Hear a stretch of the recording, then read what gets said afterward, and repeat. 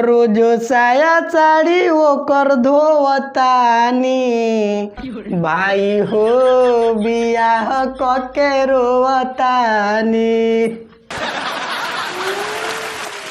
होता ये भैया लोग हम तो बियाह कके तबाह हो गनी। मन जान जाए कि हम तो सोचले रहनी कि हमार मेहरारू आई नु तो गरम गरम बना के खाना खियाई और हम आराम से सुतल रहे और रोजो कपड़ा लता धोई। बाकी का बताई सरवा हम रोज ओकर साया साड़ी धोवतानी। आई आगे सुनी केतना गंभीर और समस्या बा कि पहले खाना बनाई फिर झाड़ू लगाई जब हो खेला रात ओकर गोड़वो दबाई। घर के जितना काम बानू खाना बनावल झाड़ू लगावल सब हम ही करेनी। आज ले अपना माई के हम एक लोटा पानी नहीं खी देले। बाकी हमार मेहरारू आई गयानू तो रोज तेल गरमा गरमा के दे हिया गुड़ मोलेनी।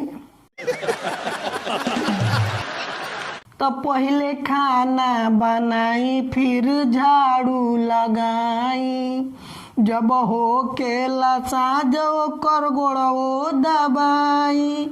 तो रोज बर्तन दादा हम ही धोवतानी तो भाई हो बियाह कके रोवतानी। तो देख ले लो ये भैया लोग माने बर्तन धोल है मर्द लोग के काम हो।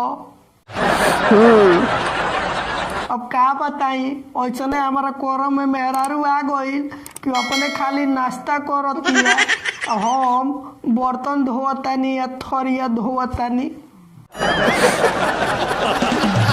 आगे तो बड़ा भारी समस्या बा ये भैया।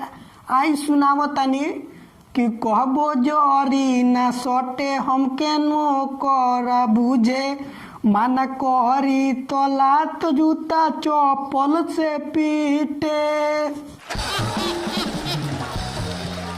का बताइए भैया अपने घर में हम नौकर नियर जिंदगी जियतानी।